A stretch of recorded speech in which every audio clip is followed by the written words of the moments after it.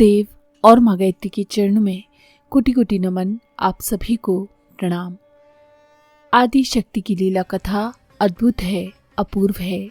इसमें जगत और जीवन का प्रत्येक रहस्य समाहित है। आखिरकार जगत हो या जीवन, जन्मा तो है जगन माता की कोख से ही। वे ही आधार हैं इनका, उनके बिना इनकी कोई संभावना नहीं। तर्कशील मन के लिए ये समझना थोड़ा कठिन है। तर्क की गणित के ढांचे में ये सच समाहित नहीं होता। उसने जगत के लिए, जीवन के लिए अनेकों व्याख्याएं खोज करके रखी हैं और अपने तार्किक तंतुओं से अनेकों संरचनाएं बुन रखी हैं। हाँ, ये बात अलग है कि ऐसी व्याख्याएं, ऐसी संरचनाएं आए दिन बदलती रहती हैं। तर्क के ढांचे, तर्क के सांचे, तर्क का सारा तंतुजाल सभी बदल जाता है। जो आज तक सही था, कल गलत हो जाता है। तब हम यही कह सकते हैं कि तर्क का सत्य से कोई सीधा संबंध है या नहीं। लेकिन जिनके पास दृष्टि है वे सत्य को जान लेते हैं, सहज में पहचान लेते हैं। वे जानते हैं कि सचमुच जगन माता ही जगत और जीवन का आधार हैं। वे ही एकमात्र स्रोत हैं इनका। जगत हो या जीवन, वे इनसे ही उपजे और पनपे हैं। जगन माता आदि हैं, अंत हैं। वे अनादि हैं, अनंत हैं। यदि जगन माता को समझ लिया तो सब कुछ समझ लिया। उनको पुकारने से सभी समस्याओं का सहज समाधान हो जाता है।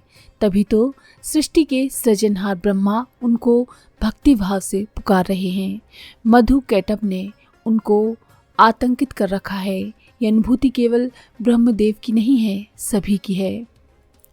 आदि शक्ति की लीला कथा की पिछली कड़ी में ब्रह्मदेव अपनी स्तुति में इसी सत्य को अभिव्यक्ति दे रहे हैं। उन्होंने कहा, हे देवी, तुम ही संध्या, सावित्री तथा परम जननी हो। देवी, तुम ही इस ब्रह्मांड को धारण करती हो। तुम ही से इस जगत की सृष्टि होती है। ब्रह्मदेव का ये कथन उनकी अनुभूति है।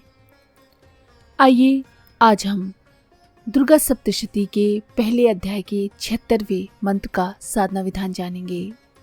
मंत्र है, त्वयेत पाल्यते देवी, त्वा मत सेयन्ते च सर्वदा, विसृष्टो सृष्टि रूपा त्वम, स्थिति रूपा चा पालने।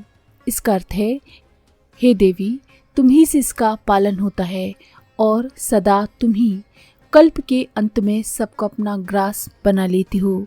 इस जगत की उत्पत्ति के समय तुम सृष्टि रूपा हो, पालन काल में तुम ही स्थिति रूपा हो। जीवन एवं जगत की उत्पत्ति, स्थिति एवं लय आदि शक्ति जगन माता से ही है। सृजनहार ब्रह्मा जी के इस स्तुति कथन से मिलता जुलता कथन ब्रह्म सूत्र यानी वेदांत दर्शन में भी है। इसका भावार्थ है कि दिखाई देने वाले इस जगत के जन्म, आदि तथा उत्पत्ति, स्थिति और लय जिसके द्वारा होते हैं वे ही ब्रह्म है। देवी स्वयं ब्रह्म रूपा है। श्री दिव्य अथर्वशीष में स्वयं आदिशक्ति का वचन है, अहम ब्रह्म स्वरूपिणी, अर्थात मैं ही ब्रह्म स्वरूपा हूँ। यदि जगन्माता के ऊपर हमारी श्रद्धा अटूट हो तो जीवन के हर आयाम में, जगत के हर कोने में हम उनको पहचान सकते हैं। सुख और दुख दोनों में उनकी लीला की लहरें अनुभव कर सकते हैं।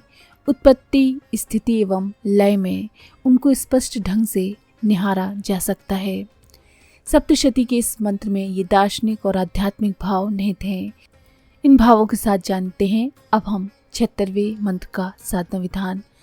यह है 76वें मंत्र का विनियोग। उसके बाद न्यास है। न्यास के जो मंत्र के सामने अंग दिए गए हैं उन मंत्रों को बोलते जाएं और अंगों का स्पर्श करते जाएं। उसके बाद ध्यान करें। ध्यान के मंत्र आपकी स्क्रीन पर हैं।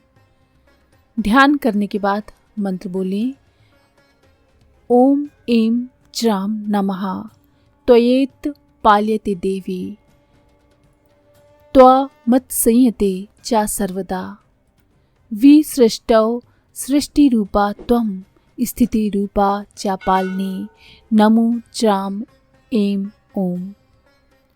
मंत्र का विधान वही है, 10 माला गायत्री मंत्र की पहले करें, उसके बाद 1 माला इस सप्तशती मंत्र की करें। इस तरह से 10 दिन का विधान है और उसके बाद अंतिम दिन प्रत्येक का दशांश हवन करें।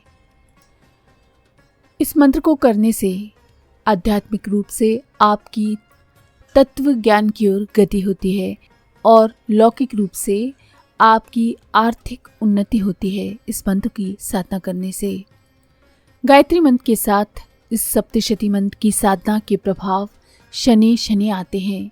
हालांकि यदि साधना निरंतर रहे, दीर्घ काल तक बनी रहे, तो ये प्रभाव भी दीर्घ काल तक बने रहते हैं।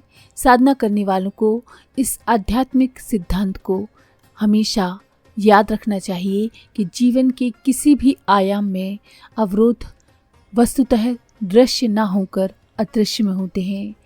चित्त भूमि में ही इन अवरोधों के बीज होते हैं। इन्हें तप, संकल्प, साधना से हटाया जा सकता है। बस साधना काल में लक्ष्य के प्रति भावनात्मक एवं वैचारिक एकाग्रता निरंतर बनी रहनी चाहिए। कहीं भी किसी भी रूप में किसी भी कारण से ये एकाग्रता भंग नहीं होनी चाहिए।